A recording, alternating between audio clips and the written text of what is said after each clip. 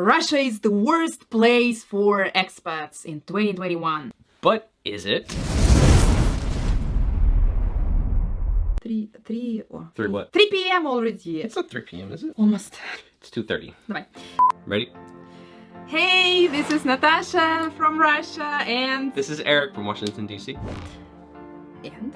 Okay, so we woke up and I saw this headline on Moscow Times saying that Russia was among the worst places for expats, right? And InterNations gathers this information from a survey from 12,000 participants of around 186 countries, and they generate this ranking.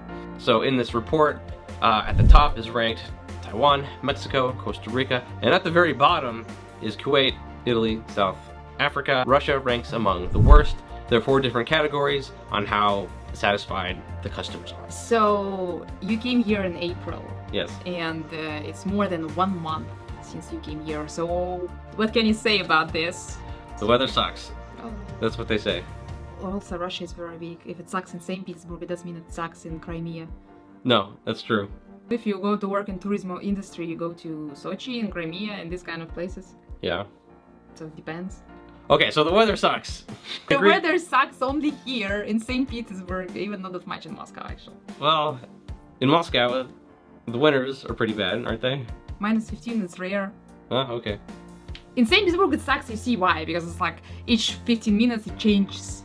That's why it sucks in St. Petersburg, but Russia is not St. Petersburg, that's the point. Yeah, okay. So, it's hard to judge, make a broad generalization just based on, that, because Russia is so big anyway. Expat shares, I do not like the low rate of job opportunities.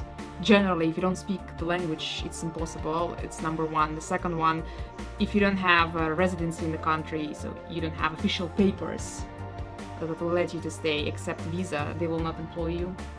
This is the second part. Mm-hmm. Like 2 major parts why foreigners are not employed here. If you're an expat from just anywhere, it seems to be difficult to get a job because of the language and because of the strict visa requirements. If you talk about expats who come here just to live, it's one story. But if those who come as migrants to work, that's a absolutely different story. Because if people come to work, that's country is not for them, definitely. Like you, for example, you have money, like many people here actually, they have money, they just come to live here. It's about how they rank, like lower rate of job opportunities. They rate expats or they rate immigrants working class. It's different things. Whom they measure, people who come to work here or people who come just to live here as expat. It's different, 2 different categories. Language is hard to learn. That was one point that it's hard to disagree with anywhere because Russian is hard to learn. So but it's not impossible. It's not impossible. It's also another point which is absolutely bullshit. The language is hard to learn, okay, and what? Arabic is hard to learn too. Well, I mean... It doesn't mean that this country is fucked up for expats. It's because they have English language there and everyone speaks the English there. So what's this point generally? The whole point of the question is to address the ease of settling into the country. So the harder the language is, the harder it is to it's not settle harder languages. Well, that's what the survey says. But that is fucked up survey, I'm telling you. Okay. Because it's... I think you're just mad that it ranks it low.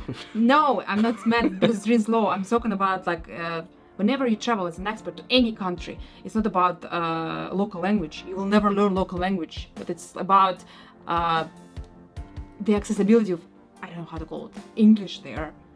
How the country is friendly for foreigners. If you go to Singapore, why there are so many expats there?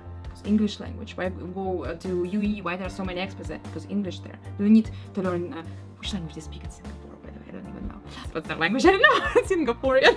Singaporean. In Russia, you will not be able to exist even without a Russian language. Well, yeah, which is kind of why it gets a low score in that settling in thing. You don't need to learn the local language to live in the country as an expat to make it comfortable for you. So it's about accessibility of English maybe in the country. Like if you live in Moscow, at least in St. Petersburg, at least you could survive. If we move just like 200 kilometers from here, you're done. If you don't speak any word in Russian, you will not be able to move even. You will not even be able to reach that city, which is 200 kilometers away from here. Yes.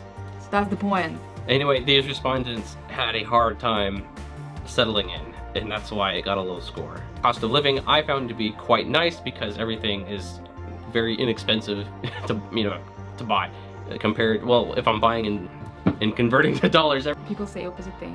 What? It's more expensive than the US products here on food. Really. I find the cost of living here and general expenses to be lower for food. If I'm going to be buying like other goods that are like imported, then they're a lot more expensive. But if I'm just buying like normal food, you know, like rice or chicken or anything like that, it seems to be less expensive. And oh, if I'm buying my cell phone or internet, it's massively less expensive. Oh yeah, public transportation. I like that. It's less expensive here than it is in DC. I'll spend like $6 or $7 going one way from one end of the line to the next. But here, less expensive, by far.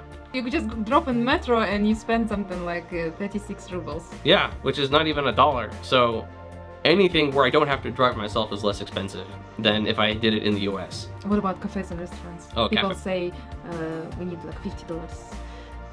I've seen one expat who was from South Africa, I think. Yeah. Yeah, and she wrote a post like, average food will cost you in Moscow, how much? 3,000, she said. 3,000 for yeah. 4,000 rubles. Because that wasn't my experience here. We went to one canteen, like just like right across the street. In the center of the city? Yeah, here, center of the city. Historical. Yeah.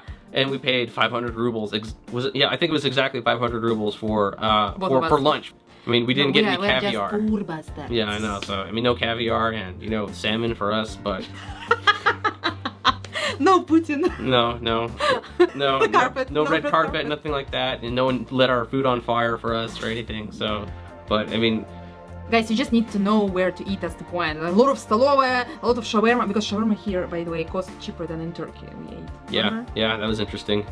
Oh yeah, I have never felt like unwelcome here at all. That was one thing that the survey talked about was that like, oh, so many people feel unwelcome. Well, any person that Natasha has, you know, introduced me to was never rude to me, even her brother who apparently, you know, doesn't like America. Even the reenacting Confederate soldiers weren't, you know, that we saw at the Night of Museums, they were nice to me when I lost my phone. They're like, oh, we don't need your cell phone. And they gave it back, you know, they found it, they gave it to me. So I have had nothing but good experiences with the locals. In any case, I mean, my experience has been okay. Natasha's been particularly nice to me. Oh yeah, one other point I'd like to, you know, make here is that the people here are just kind of weird, and like I get along with weird people, and they're just kind of like interesting to me. So like the entire city is just like, you know. You say like people say it's like Seattle. Yeah, Seattle. Well, there's an underground music scene that like, and then the weather is just like generally gloomy and rainy. So like that just screams Seattle to me. It's not gloomy weather right now. It's very good weather. Even our broken clock is right twice a day. That's the biggest problem here is that it changes every second. Like right now it's sunny and like 10 minutes and we're under the rain.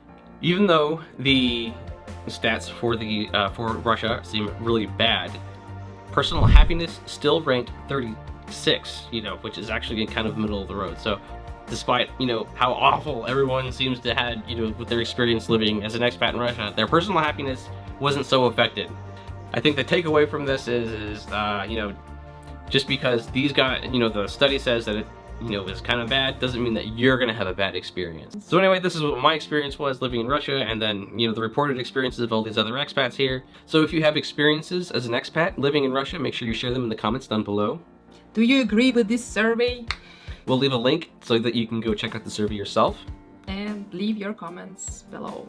Don't forget to like this video and subscribe to this channel if you haven't done it yet. Subscribe below. So thank you for watching, and I want to especially thank my Patreon supporters. This video was made with the support of my comrades on Patreon, and I'm encouraging you to join me there too, because we have an additional content there, and I'm gonna continue posting there, something that I don't post anywhere else. So thank you for watching, see you later, and пока-пока. Bye. And